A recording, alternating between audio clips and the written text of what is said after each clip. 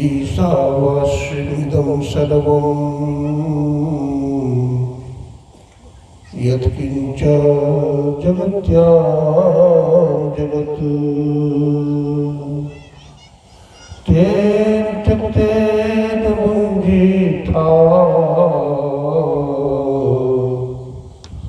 मा वृथः कस्यचित् धनम्। ॐ पूर्णमदः पूर्णमिदं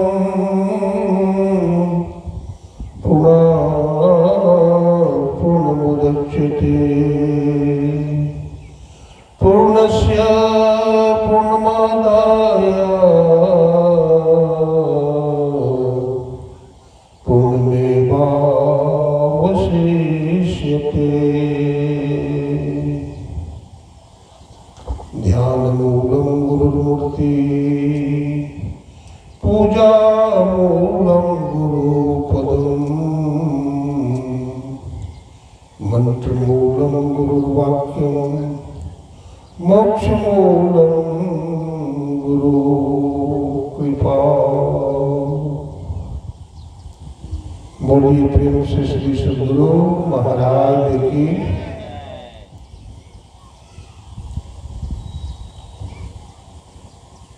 अद्भुत रूप में अनंत श्री ऋषि परमाराध्य गुरुदेव के त्रैलोक पावन पाद पद्मों में कोटि कोटि नमन। हमारे परमादरणीय स्वामी जोगीराज नागेश्वर बाबा,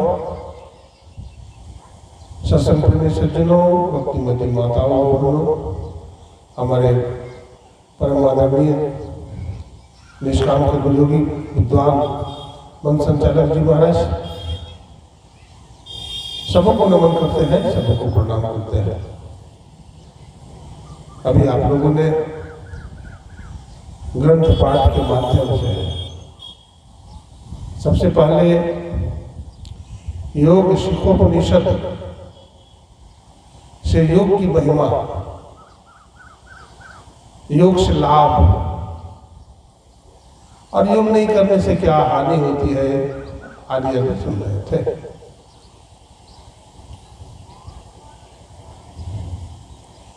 योग क्या है? योग का मतलब क्या होता है? योग का मतलब जोड़ना होता है। तो बात होती है किसको जोड़ना है? जो कभी अलग हुआ है तभी तो जोड़ने की बात है। जो कभी अलग ही नहीं हुआ उसको जोड़ने की बात नहीं। देखिए दो चीजें हैं, एक जीवात्मा है और दूसरा परमात्मा है। जीवात्मा बंधन में है, जीवात्मा को दुख है, जीवात्मा को बहुत सारी इच्छा है, लेकिन ईश्वर परमात्मा निर्बंध है। उसकी कोई इच्छा नहीं है, उसकी कोई कामना नहीं है, उसको कोई दुख नहीं है। तो जीवात्मा परमात्मा का ही अंश है। हमारे गुरुदेव कहते हैं जीवात्मा प्रभु का अंश है। जस अंश नभ को देखिए, घटमट प्रपंचन जो मिटाए अंश करना चाहिए। अब देखिए हम लोग पंडाल में बैठे हैं ना, इसको पटाकाश बोलते हैं। पट बने कपड़ा, कपड़ा का जो आकाश है उसको बोलते हैं पटाकाश। जब हम ऊपर की तरफ देखते हैं तो कुछ दूर खाली है, उसके बाद एक कपड़ा है, यानी कपड़ा के अंदर का जो आकाश है उसको पटाकाश कहते हैं। तो हम ऊपर के आकाश को, महादाकाश को नहीं देख सकते हैं, बीच में आवरण है पटाकाश का, है ना। उसी तरह से घटाकाश है, घड़ा का भी एक आकाश है, वो छोटा है ना। उसके आवरण को तोड़ देंगे तो पटाकाश में मिल जाएगा। ये पटाकाश के आवरण को हटा देंगे तो महादाकाश में। महादाकाश से भी ऊपर का आकाश है जिसको पराकाश कहते हैं। 5 किस्म के आकाश है। तो बंधन में हम हैं, और जहां बंधन होता है वहां दुख भी होता है। जहाँ बंधन होता है वहाँ बहुत तरह की इच्छा भी होती है। जीव बंधन में है इसलिए बहुत सारी इच्छा है, बहुत सारा दुख है। ईश्वर को कोई बंधन नहीं है इसलिए कोई इच्छा नहीं है, कोई दुख भी नहीं है। तो योग का मतलब होता है जोड़ना मिलाना। तो जीवात्मा जो ईश्वर से अलग हो गया है उसी को मिलाने की बात करते हैं योगी लोग। हमारे गुरुदेव कहते हैं तुम उतर पड़ी हो तब माही पीव निशब्द में, यही ते पड़ गई दूरी चलो निशब्द में। क्या कहते हैं? तुम उतर पड़ी हो तब मने अंधकार में। यानी हम लोग कहाँ से उतर गए? हम लोग रहने वाले वासी कहाँ के थे? तो कहते हैं निशब्द मंडल के वासी थे। हमारा वासा कहाँ था? निशब्द मंडल में। तो निशब्द मंडल से उतर करके कहाँ आ गए? शब्द मंडल में आ गए। और शब्द मंडल से नीचे उतरे तो प्रकाश मंडल में आ गए। और प्रकाश मंडल से भी नीचे आए तो अंधकार मंडल में आ गए। इसी को गुरुदेव ने कहा तुम उतर पड़ी हो तब माही, और पीयू मने परमात्मा। तुम तो नीचे उतर गए लेकिन पीयू परमात्मा जो है कहाँ रहते हैं? निशब्द में। बहुत लंबा फासला है ना निशब्द मंडल में और अंधकार मंडल में, बहुत फासला है। यही ते पड़ गए दूरी, इसलिए हम ईश्वर से अलग हो गए, परमात्मा से अलग हो गए। चलो निशब्द में, तो हम लोग फिर अंधकार मंडल से प्रकाश मंडल में जाए, प्रकाश मंडल से शब्द मंडल में जाए, और शब्द मंडल से फिर हम निशब्द मंडल में जाए। जैसे आप अपने घर से आए हैं, सभी अपने अपने घर से आए और यहाँ आकर बैठ गए हैं, और यहाँ से चलेंगे तो जहाँ बैठे हैं वहीं से उठेंगे आप, और धीरे धीरे धीरे धीरे अपने गंतव्य स्थान को चले जाएंगे, अपने घर को चले जाएंगे। बात समझ नहीं आती? बढ़िया से समझिए। योग की महिमा भगवान शंकर और ब्रह्मा जी महाराज के बीच हो रही है। ब्रह्मा जी महाराज भगवान शंकर से पूछते हैं कि हे स्वामी, हे प्रभु, संसार का हर प्राणी हर जीव दुख की हालत में है। तो कितने प्रकार का दुख है? तो दैहिक दुख है, दैविक दुख है, भौतिक दुख है। दैहिक दैविक भौतिक तापा राम राज काहू नहीं व्यापा। तो ये जो दुख है, इस दुख से कैसे छुट्टी मिलेगी, कैसे छुटकारा मिलेगा? भगवान शंकर ने कहा, हे प्रजापति ब्रह्मा, संसार में दो चीज है, योग और ज्ञान। कहते हैं योग हीनम कथम ज्ञानम। योग का मतलब जोड़ना और ज्ञान का मतलब जानना। तो योग हीन ज्ञान से मोक्ष नहीं होता है। जिस ज्ञान में योग नहीं है तो बेकार है, ज्ञान थोथा है। और ज्ञान बहुत है लेकिन योग नहीं है तो लंगड़ा है। लेकिन अंधा लंगड़ा अगर मिल जाए तो काम बन जाता है। एकाग्र होकर के रहेंगे, कोई काम बनने वाला नहीं है। हम बहुत ज्ञानी है, योग करते नहीं है तो बेकार है। हम बहुत ज्ञानी है, योग नहीं करते हैं तो लंगड़ा है। लेकिन अंधा और लंगड़ा अगर दोस्ती कर ले तो काम बनता है। देखिए, अंधा किसको बोलते हैं? जिसको आंख नहीं है, जिसको दिखता नहीं है। और लंगड़ा किसको कहते हैं? जो पैर से चल नहीं सकता, उसको लंगड़ा बोलता है। दोनों विचारवान था, विचार किया कि भाई देखो, लंगड़ा को आंख है, लंगड़ा को आंख है, वो देख सकता है। लेकिन अंधा को आंख नहीं है, वो चल तो सकता है। तो अंधा के लंगड़ा के अंधा के कंधे पर बैठ गया कौन? लंगड़ा। और नीचे वाला जो है कौन है? अंधा है, अंधा रास्ता बताते गया, अंधा रास्ता बताते गया। हम गलत बोलते हैं, टोकिए, लंगड़ा रास्ता बताते गया और अंधा चलता गया और मंजिल तक पहुंच गया। देखो भगवान शंकर क्या बताते हैं, भगवान शंकर बता रहे हैं योगहीनम कथम ज्ञानम, योगहीन को ज्ञान नहीं होता है। अब मोक्षदम भवती वो योगो भी ज्ञान नस्तु, लेकिन मोक्ष कार्य में ज्ञान भी चाहिए और योग भी चाहिए, तभी मोक्ष मिलेगा, भगवान शिव कह रहे हैं। इसलिए ज्ञान और योग दोनों का अभ्यास करना चाहिए। भगवान बुद्ध ने भी कहा ज्ञान बिना ध्यान नहीं, ध्यान बिना ज्ञान नहीं। जो ज्ञान और ध्यान दोनों रखता है निर्वाण के समीप है। हे भिक्षु, ध्यान कर और सावधान रह, अपने चित्त को खुशी की तरफ न ले जा, ताकि बेपरवाही के बदले नरक में लोहे का गोला निगलना ना पड़े और जलते समय चिल्लाना ना पड़े कि ये दुख है। तो दुख के आवरण में हम पड़े हैं, काल कर्म स्वभाव के घेरे में पड़े हैं, आवागमन के चक्र में पड़े हैं,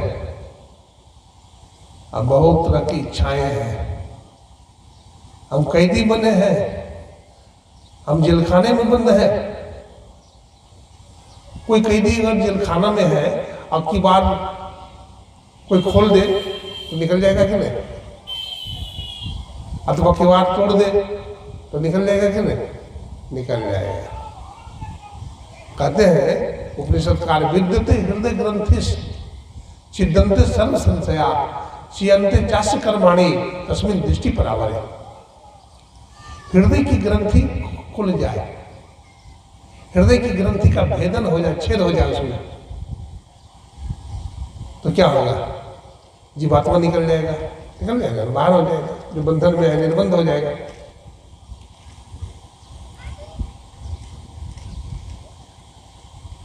तो हम लोग को योग करना चाहिए।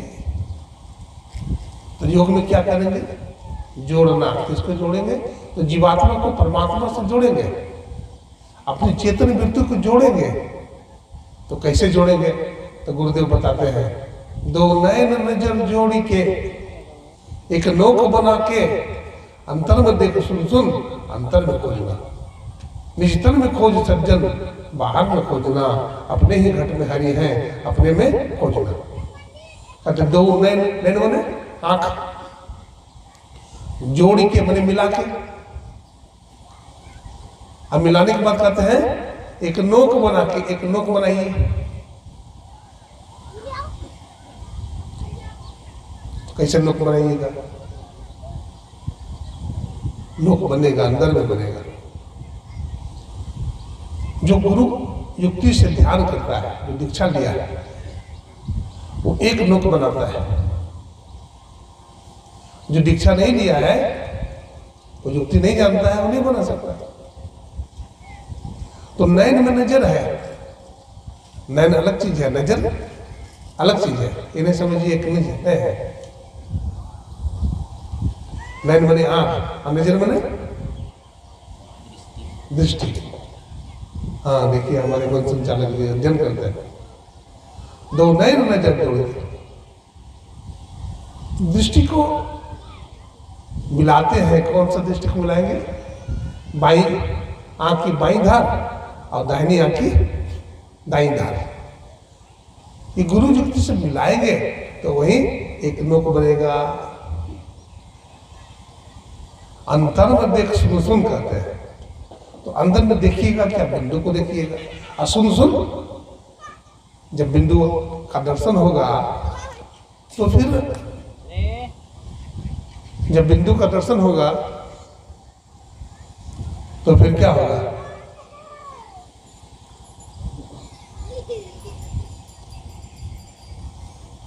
बिंदु का दर्शन होगा तो आप शब्द भी सुनिएगा, बहुत तरह का अनहद शब्द सुनिएगा।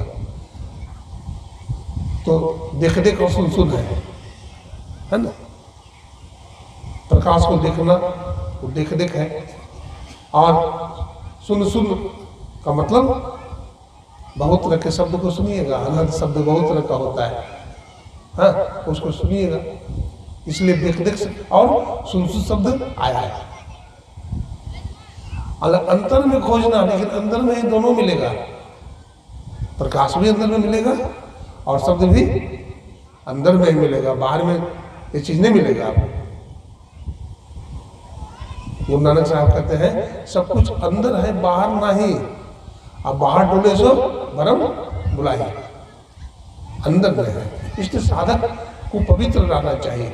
नहीं, हमारा तन जो है उसको पवित्र रखिए, मन को भी पवित्र रखिए। अच्छा समझिए, आप कपड़ा पहनते हैं तो कपड़ा गंदा होता है कि नहीं? शरीर भी गंदा होता है, तो क्या करते हैं? साबुन सर्फ से साफ करते हैं शरीर को, कपड़ा करते हैं। बल्कि यहाँ तक कपड़ा अगर ज़्यादा गंदा हो जाता है तो उसको सर्फ में भी डाल देते हैं और ऊपर से रिन साबुन घिसते हैं, ज़्यादा गंदा हो गया है। तो कपड़ा गंदा हो जाता है तो उसको क्या करते हैं? साफ करते हैं।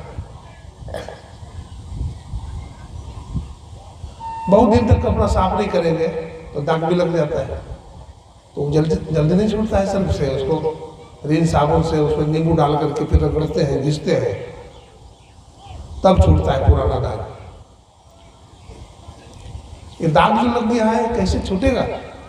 ये जन्म जन्मांतर का दाग लग गया है। कबीर साहब कहते हैं, क्या सोबत गफलत के मारे जागू जागू उठ जागू रे, और तेरो को काम नावे गुरु चरणन उठ लागू रे। यह तन चोला बड़ा अमोला लगत दाग पर दाग रे, दो दिन का गुजरान जगत में जरत मोह का आग रे। 2 दिन संसार में रहना है। वो देखी आसक्ति, देखी कितना आसक्ता है, शरीर से कितना मोह है, धन दौलत से कितना मोह है, मकान दुकान से कितना मोह है, परिवार संबंधी से कितना मोह है, बहुत मोह है। लड़का बीमार हो जाता है ना तो माँ बाप बोलते हैं बेटा तुम्हारे लिए हम जान दे देंगे, बोलते हैं। अगर हमें जान देने से तो ठीक हो जाए तो 4 भी दे दूंगा, लेकिन जान देता होता नहीं है। हाँ, इतना जरूर है, त्याग बहुत कुछ करता है, धन खर्च करता है, लेकिन जान नहीं दे सकता है, क्योंकि सबको अपना जान प्रिय है। आत्मा सबको प्रिय है, दूसरे के लिए कोई जान नहीं दे सकता है।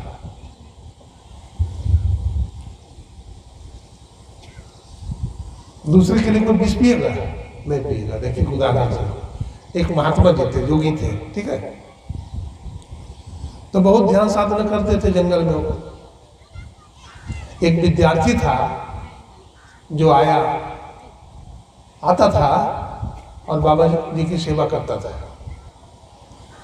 कुटिया में झाड़ू लगा देता था, कपड़ा धो देता था, भोजन बना के खिला देता था। तो महात्मा जी का बड़ा आशीर्वाद था उसके ऊपर, बहुत आशीर्वाद देते थे उसको। और लड़का बहुत अच्छा था, होनहार बच्चा था, तो सेवा करता था तो आशीर्वाद भी मिलता था उसको। जिसमें है सेवा भाव नहीं, शाही सुख चैन कहाँ होगा? जिसमें सेवा भाव नहीं है किसी को प्रिय नहीं होता है। स्वार्थी आदमी किसी को प्रिय होता है ना? किसी को प्रिय नहीं होता। लेकिन जो खूब सेवा करता है, सत्संग में जाकर के, सत्संग मंदिर में जाकर के समाज की खूब सेवा करता है, तो उसको सब लोग चाहते हैं। कहते ही फलाना बड़ा स्वार्थी आदमी है, क्या बोलते हैं? तो महात्मा जी की बहुत सेवा करता था।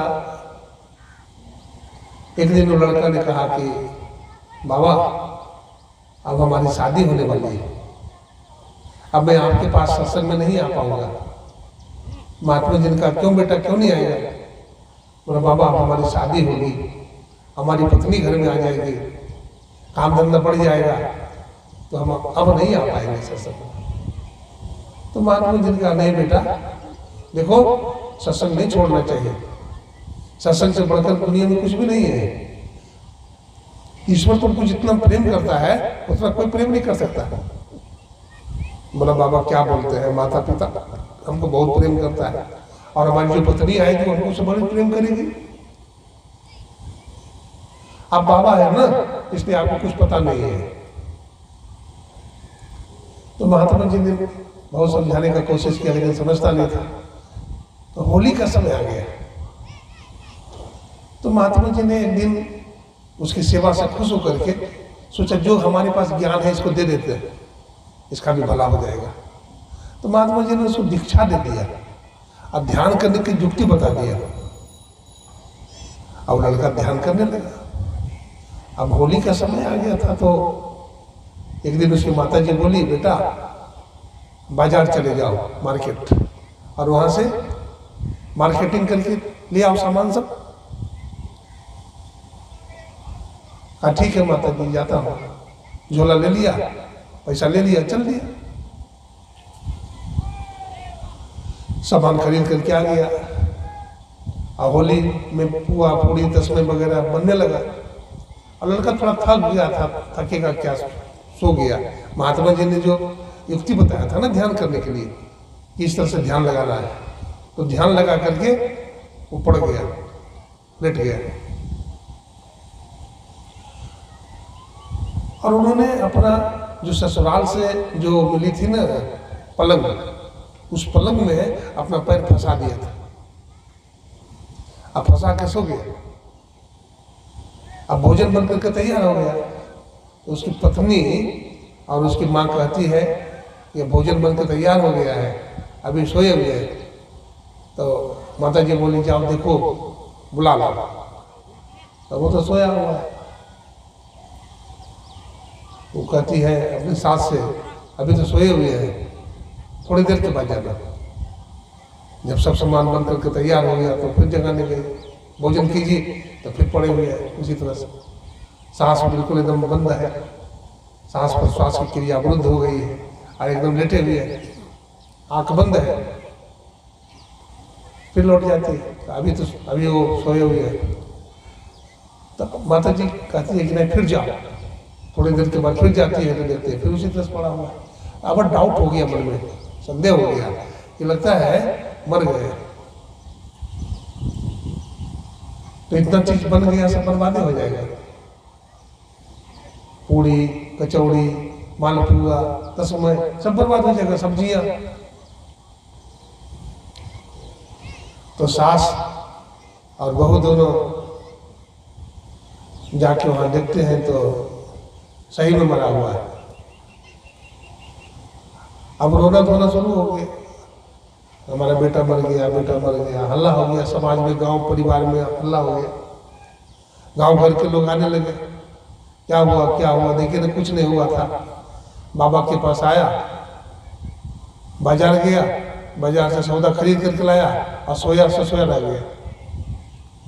लोगों ने कहा कि चलो ये सब होते रहता है, इंसान धरती पर आता है अपने प्रारब्ध को भोग कर चला जाता है, मत रोने की क्या बात है।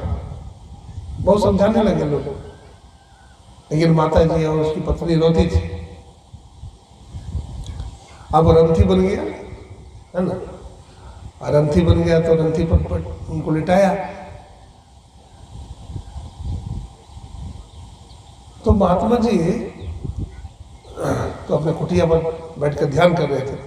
तो राम नाम सत है, राम नाम सत है, अंत यही गत है, ले जा रहे थे। तो हल्ला जो हुआ ना, महात्मा जी का ध्यान टूट गया। तो महात्मा जी उठ के खड़े हो गए। तो महात्मा जी ने जाकर के पूछा कि भाई क्या हुआ। तो आपको कुछ मालूम नहीं है बाबा?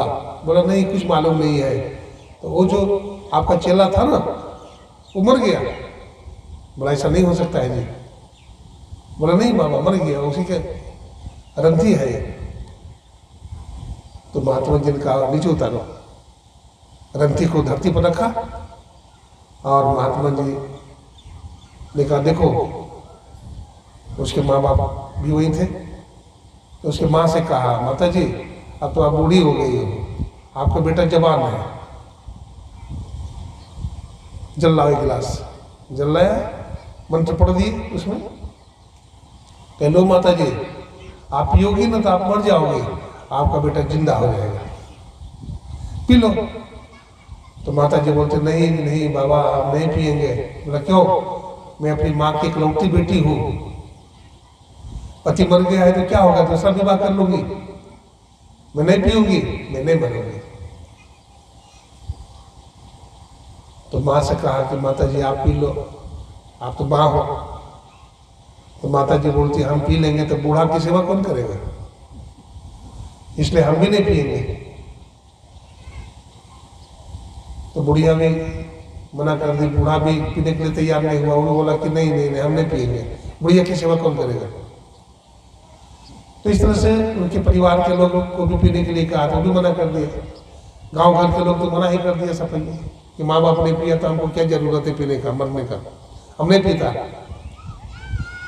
वो लड़का साफ सुन रहा था, वो लड़का मरा नहीं था, वो देख रहा था दुनिया को। वो लड़का ध्यान लगा करके लेटा हुआ था। अब महात्मा जी कहते हैं कि चलो आप लोग नहीं पीते हो तो हमारा शिष्य है तो हमारी परंपरा कैसे चलेगी, हम बूढ़े हो गए हम पी लेते हैं, हमारा शिष्य जिंदा हो जाएगा। बोला हाँ बाबा ये बहुत अच्छी बात है, आप पी लीजिए। तो बाबा गिलास को उठाकर पीने लगे तो लड़का तो मरा थोड़े था, वो लड़का हाथ पकड़ लिया, बोला बाबा आप मत पीजिए, मैं समझ गया, दुनिया का नाटक देख लिया, अब मैं आपके साथ चलता हूँ। वो बाबा जी के साथ चल गया, बाबा जी ही बन गया और भजन ध्यान किया, योग साधना किया और परमात्मा से मिल गया। श्री सद्गुरु महाराज की जय। अभी गुरु नानक साहब की बानी सुन रहे थे। योग का मतलब ऐसा नहीं होता कि लाल कपड़ा पहन लिया, कपड़ा पहनने से कोई योगी नहीं होता है। गुरु नानक साहब ने कहा योग न खिंथा, खिंथा माने कपड़ा, गुदड़ी, गुदड़ी पहनने से कोई योगी नहीं होता है। योग न दंड, कई तरह के महात्मा होते हैं जो दंड धारण करते हैं, शंकराचार्य परंपरा के महात्मा दंड धारण करते हैं, दंडी स्वामी कहलाते हैं। लेकिन दंड धारण करने से भी कोई योगी नहीं होता है। बहुत सारे महात्मा लोग भस्म पोत लेते हैं शरीर में, तो भस्मी पोतने से भी कोई महात्मा नहीं होता है। योग डंडा दंड है, योग न भस्म लगाने से, योग न खिंथा गुदड़ी पहनने से कोई महात्मा नहीं होता। तो महात्मा कौन होता है? तो कहते हैं एक दृष्टि करी सब सारी जाने, जो दृष्टि की धार को एक करता है, जोड़ता है ना, उसको क्या कहते हैं? योगी कहते हैं। चाहे लाल कपड़ा पहनिए, चाहे फुल पैंट पहनिए, चाहे शर्ट पहनिए, चाहे कुछ भी पहनिए, आप दृष्टि की धार को जोड़ते हैं गुरु से दीक्षा लेकर के, तो आप योगी हैं। आप क्या है? योगी हैं। देश विदेश से कोई योगी नहीं होता। ये गुरु नानक साहब ने कहा योगी कहिए सोई वो योगी कहलाता है। योग न बाहर मड़ी मसाले, कोई शमशान में जाकर के भी योग करता है तो वो भी योगी नहीं है। घर में रहिए, घर में गुरु युक्ति से योग कीजिए, आप योगी हैं।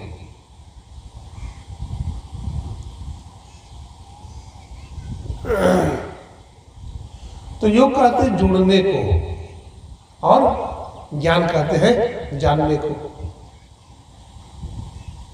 तो जानने को ज्ञान कहते हैं।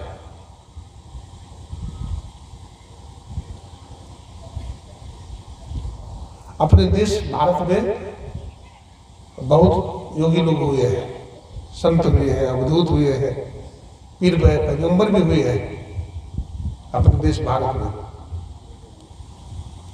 महर्षि पतंजलि जी महाराज ने योग की परिभाषा दिया,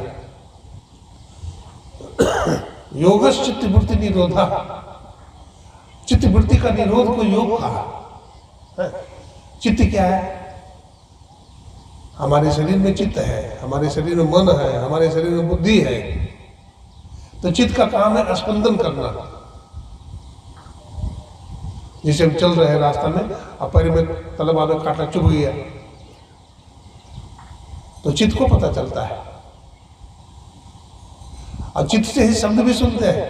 चित्त से शब्द सुनो सरबंदे। हम लोग परमात्मा की जो आवाज है, जो शब्द है, वो कैसे सुनते हैं? चित्त से सुनते हैं। मन किसको कहते हैं? जो संकल्प विकल्प करता है उसको मन कहते हैं, जो निश्चय करता है उसको बुद्धि बोलते हैं, और चित्त जो स्पंदन करता है उसको चित्त बोलते हैं। हाँ। और एक अहंकार होता है जो मैं करता है, उसको क्या बोलते हैं? अहंकार। तो हम योगी बने, और योगी तभी बनते हैं जब अपने मन, इंद्रियों, बुद्धि, सबको 14 इंद्रियां हैं, 5 कर्म की इंद्रियां, 5 ज्ञान की इंद्रियां और 4 अंतःकरण की इंद्रियां। तो हाथ, पैर, मुख, गुदा, लिंग, इसको कर्म इंद्रियां बोलते हैं। और 5 ज्ञान इंद्रियां हैं, आंख, कान, नाक, जीभ, त्वचा, 5 10। और 4 अंतःकरण की इंद्रियां, मन, बुद्धि, चित्त और अहंकार। 5 प्राण भी शरीर में है, प्राण, अपान, समान, उदान, ज्ञान। ठीक है। प्राणवायु के कारण ही हम जिंदा है। अगर प्राणवायु नहीं होता तो हम मर जाते हैं। और जो सांस लेते हैं उसको बाहर निकालते हैं। सांस लेते हैं ऑक्सीजन और छोड़ते हैं कार्बन डाइऑक्साइड।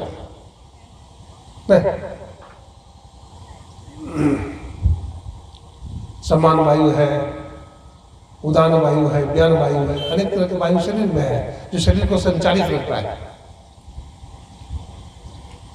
जैसे हमारे शरीर है तो हमारे शरीर में बहुत सारी इंद्रियां हैं और सबका काम है। आँख से रूप देखते हैं, कान से शब्द सुनते हैं, हाथ से काम करते हैं, पैर से चलते हैं, सबका योग है। तब शरीर है, ठीक उसी प्रकार से ज्ञान भी चाहिए, ध्यान भी चाहिए, तब हमको पूर्ण रूप से हम पूर्ण हो जाते हैं, है ना। तो योग करना चाहिए, योगी बनना चाहिए। भगवान कृष्ण ने भी अर्जुन से कहा, योगी भवार्जुना, हे अर्जुन योगी बन।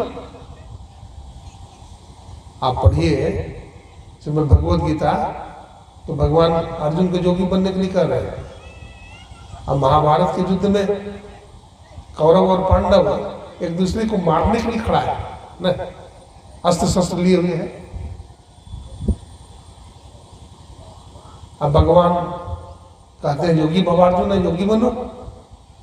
तो अर्जुन कहते हैं प्रभु आप हमको योगी बनने के लिए कहते हैं, तो हम तो योगी नहीं बन सकते। हम तो राजपाट के लिए लड़ाई कर रहे हैं, धन दौलत के लिए लड़ाई कर रहे हैं। हमारे अंदर बहुत तरह का मोह है, अपने गुरु पर बाण नहीं चलाता है, भीष्म पितामह पर, दादाजी पर, द्रोणाचार्य पर, बोलता नहीं मानूंगा इसको, मैं भिक्षा मांग लूंगा, मैं राजपाट का त्याग कर दूंगा, लेकिन अपने गुरु के ऊपर, अपने दादा के ऊपर, अपने सगे संबंधी के ऊपर बाण नहीं चलाऊंगा। तो मोह से गिरा हुआ है। भगवान बहुत समझाते हैं,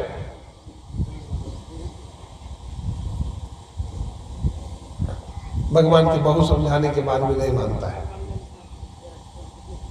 यहां तक कि उसका धनुष बाण जो है कांपने लगता है, हाथ से गिर जाता है। भगवान बहुत समझाते हैं अर्जुन को, योगी भवार्जुना, है अर्जुन योगी बनो, मोह ममता का परित्याग करो, आसक्ति का परित्याग करो। लाइट आ गई है, लाइट।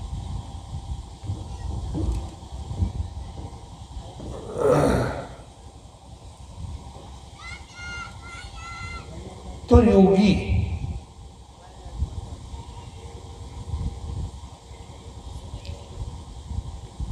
योगी देखने में लगता है जैसे संसारी आदमी है, उसी तरह से योगी भी है, लेकिन नहीं, अंतर होता है।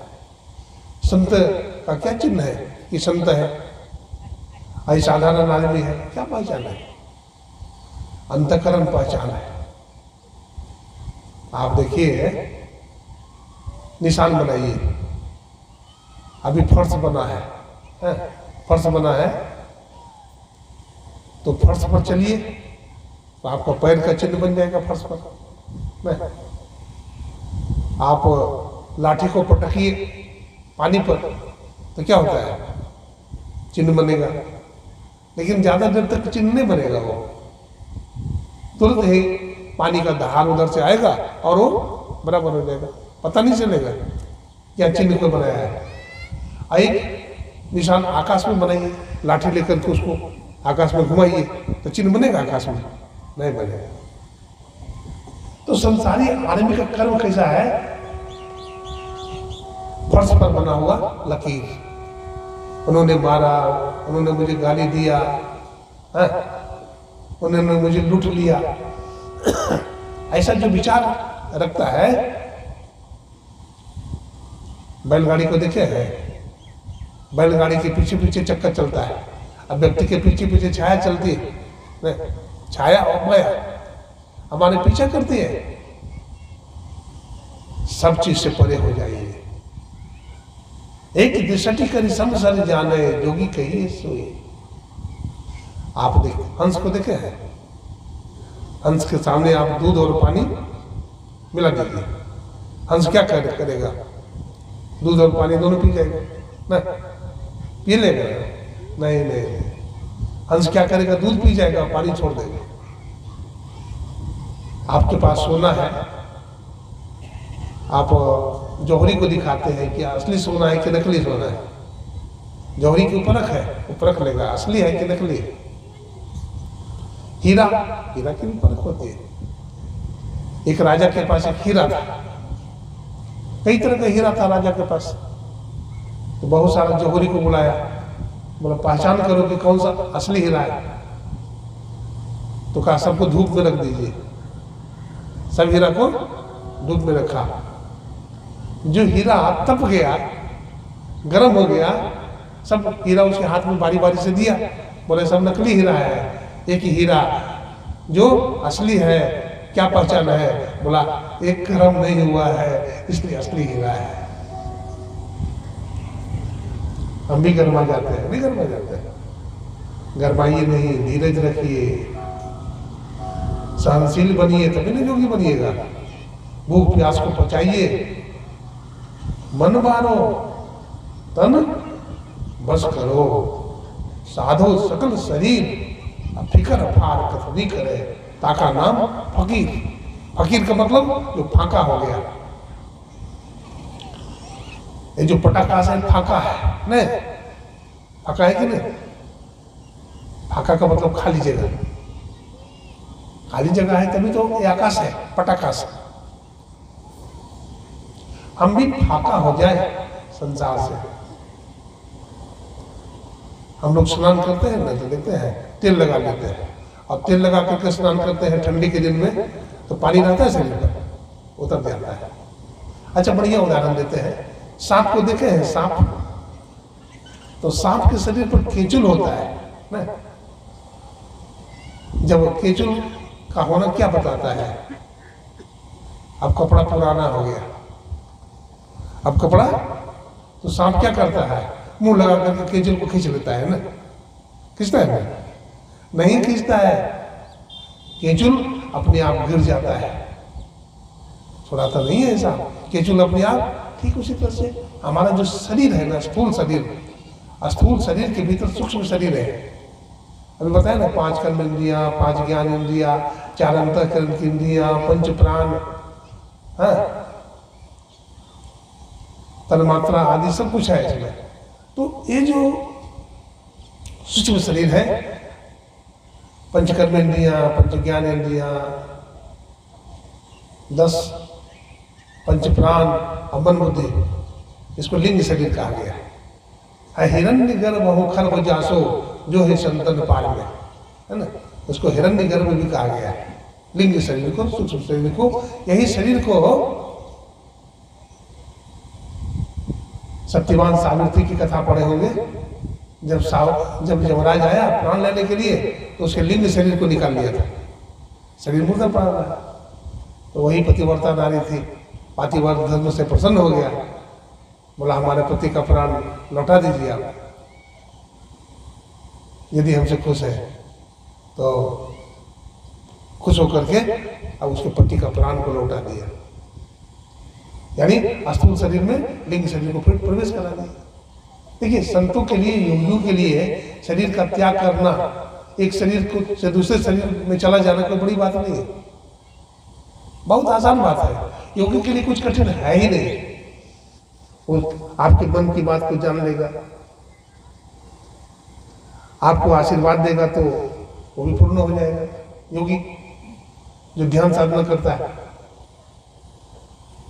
लेकिन दिखावा नहीं करना चाहिए, दिखावा नहीं करना चाहिए और रिद्धि सिद्धि के प्रदर्शन भी नहीं करना चाहिए। कबीर साहब कहते हैं गंग जमुनी जुग रे तबा, मलिया बाग लगाया हो और कच्ची कली तोड़ के मलिया पछताया हो। तो गंग जमुन क्या है? वेद में आया है इड़ा भगवती गंगा पिघला जमुना नदी, इड़ा पिघलयोर मध्य सुषुम्ना च सरस्वती। बाई आंख को इड़ा कहा और दाहिनी आंख को पिघला कहा। इन दिनों के बीच में सरस्वती जी है। सरस्वती जी अंत सलीला है, वो दिखाई नहीं पड़ती। आप प्रयागराज जाएंगे ना इलाहाबाद में, तो आप देखेंगे एक तरफ गंगा की धार है, दूसरी तरफ से जमुना जी आ रही है, उसकी धार है, तो साफ पता चलता है जमुना जी का जल थोड़ा सा हरा और गंगा जी का जल थोड़ा सा ये होता है मटमैला पीला रंग का। लेकिन सरस्वती तो नहीं है, तो त्रिवेणी संगम क्यों कहते हैं इसको? तो बोला भाई अंत सलीला है, सरस्वती जी भीतर भीतर आई है, भीतर भीतर आई है। तो उसी तरह से योगी कौन है और कौन योगी नहीं है पता कैसे चले? तो जिन्होंने गुरु जुक्ति से इड़ा पिघला और सुखमना को जोड़ा है ना, ये दिखने वाली चीज नहीं है, ये अंतःकरण की चीज है, समझने की चीज है, अनुभव करने की चीज है। तो योगी लोग अथवा संत लोग है ना, और संसारिक जीव में बड़ा अंतर है। हम तो कह देते हैं कि हम भी खाते हैं, आप भी खाते हैं, आप भी सोते हैं, हम भी सोते हैं, आप भी दुनिया में व्यवहार करते हैं, हम भी दुनिया में व्यवहार करते हैं। बहुत अंतर है उनका खाना में, सोना में, रहना में, दुनिया में व्यवहार करने में बड़ा अंतर है। वो अनासक्त भाव में रहते हैं, किसी से मोह ममता नहीं करते हैं, अनासक्त रहते हैं। राजा जनक का नाम सुने होंगे आप। राजा जनक सत्संग करने जाते थे याज्ञवल्क्य मुनि के पास, ठीक है, सत्संग सुनने जाते थे। बहुत बड़े राजा हैं, बहुत काम धंधा है, और बहुत सारे लोग भी आते थे, ब्रह्मचारी लोग भी सुनते थे, गांव समाज के लोग आते थे। लेकिन इस सत्संग में जब पहुंचते थे तभी याज्ञवल्क्य मुनि सत्संग शुरू करते थे। तो लोगों को होता था कि क्या बात है, जब तक राजा जनक नहीं आते हैं तो याज्ञवल्क्य मुनि कथा शुरू नहीं करते हैं। क्या बात है? कहते तो संत है, ऋषि मुनि है, लेकिन ये भी भेद करते हैं, द्वैत में भरा हुआ है। तो अंतर्जामी थे, वो समझ गए, बोला इसका निराकरण करना चाहिए। तो उन्होंने एक लीला कर दिया। क्या? राजा जनक आ गए सत्संग में और सभी लोग आ गए। इधर क्या हुआ, आग लगा दिया योग बल से, याज्ञवल्क्य मुनि ने आग लगा दिया। तो सब गांव समाज सब घर जलने लगा, राजपाट में भी आग लग गई। एक दूत ने आकर कहा देखिए आग लग गई है नगर में, सब अपने अपने सामान को बचाइए। सब उठ गए, दौड़ गए, अपने अपने सामान को बचा करके फिर आ गए सत्संग में। राजा जनक से कहा कि आपका भी राजपाट जल रहा है, आप भी जाइए। तो कुछ नहीं बोला वो राजा जनक, बैठे रहे। थोड़ी देर के बाद फिर दूसरा दूत आ गया, बोला महाराज अब तो जल रहा है, चलिए। तो बोला अभी हम सत्संग कर रहे हैं, अभी नहीं जाएंगे। तो कहा कि अब आधा राजपाट जल गया, बोला अभी भी नहीं जाएंगे, अभी सत्संग थोड़ा बाकी रहा है। बोले महाराज अब तो पूरा जल गया, बोला अब चलेंगे, अब सत्संग खत्म हो गया है। राजा जनक कहते हैं मेरा कुछ नहीं जलता रे जले मिथिला नगरी। हमारा क्या जलता है, मिथिला नगरी जल रही है। हे गुरुदेव आप सत्संग क्यों रोक रहे हैं? आप देखते हैं सत्संग बंद कर दिए हैं। नहीं गुरुदेव आप सत्संग सुनाते रहिए, क्योंकि ये सत्संग आवागमन के चक्र को मिटाने वाला है। इस सत्संग में बड़ा आनंद है। हम सत्संग नहीं किए हैं, हम ईश्वर की भक्ति नहीं किए हैं, हम भजन नहीं किए हैं, इसलिए तो आवागमन के चक्र में पड़े हुए हैं। इसलिए गुरुदेव आप सत्संग बंद न करें। राजपाट बनते बिगड़ते रहता है, लेकिन अगर ये सत्संग करते रहेंगे तो ज्ञान हो जाएगा और दुख से छूट जाएंगे। तो देखिए योगी लोग कैसे होते हैं ना, अपने देश में तो बहुत सारे योगी हुए हैं। एक हुए है तैलंग स्वामी, नाम सुने?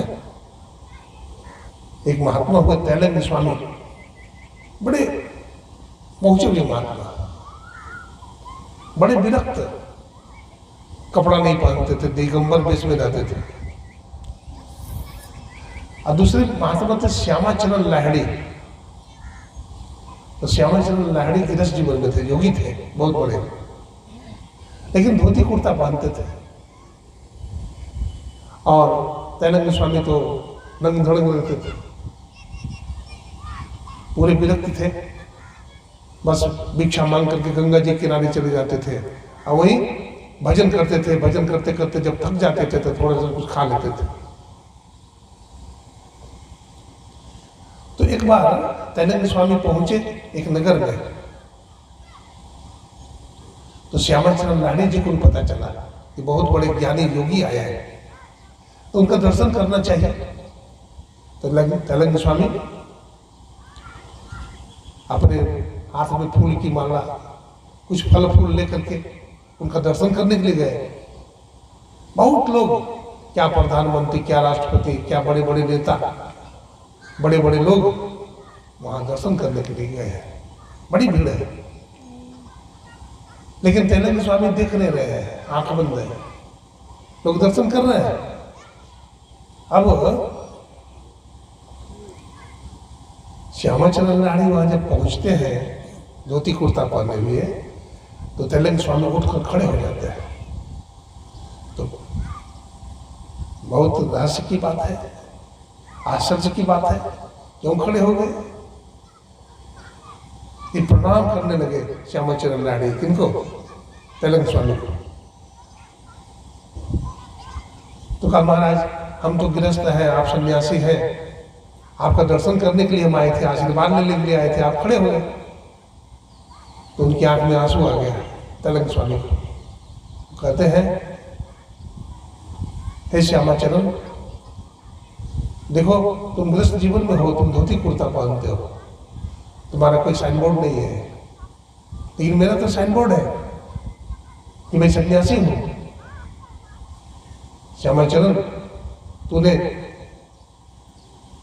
जो चीज गृहस्थ जीवन में हासिल किया, मैं सन्यासी बनकर के भी हासिल नहीं किया, इसलिए तुम्हारे स्वागत में मैं खड़ा हो गया। तुम्हारे स्वागत में मैं खड़ा हो गया। चित्त वृत्ति निरोधा इति योगा। चित्त वृत्ति का निरोध करना क्या है? योग है। महर्षि पतंजलि जी अष्टांग योग में 8 प्रकार का योग बताते हैं। यम, नियम, समय बताइएगा कितना हुआ? 9:41। समय पूरा हो गया। अब फिर भोजन आदि के बाद फिर सत्संग प्रारंभ होगा अपराह्नकालीन, जिसकी सूचना हमारे वन संचालक जी महाराज देंगे। मैं अपने वाणी को अभी यही विराम देता हूँ, क्योंकि योग बहुत विस्तार है, इसको समझाने के लिए समय चाहिए। अब समय हमारे पास नहीं है, इसलिए मैं अपने वाणी को विराम देता हूँ। लेकिन इस आयोजन को कराने में हमारे आदरणीय परम श्रद्धेय स्वामी योगीराज नागेश्वर बाबा का बड़ा हाथ है। इस क्षेत्र में बहुत प्रचार करते हैं, बहुत अच्छे महात्मा है, बहुत ज्ञानी है, बहुत ध्यान भी करते हैं और इस क्षेत्र में प्रचार प्रसार करते हैं। तो उनका बहुत बड़ा रोल है, हर जगह जाकर के संत महात्मा जितना कष्ट उठाते हैं और प्रचार प्रसार करते हैं। तो ये बड़े उदार भी हैं, बड़े प्रेमी भी हैं और इस सत्संग का आयोजन करवाए हैं। हमारे आयोजकगण भी है यहाँ, आप अपने धन का सदुपयोग किया है। धन दौलत तो बहुतों के पास होता है, लेकिन ये जो आयोजन करा करके आपने बहुत बड़ा हित का काम किया है समाज का। बोलिए प्रेम से श्री सद्गुरु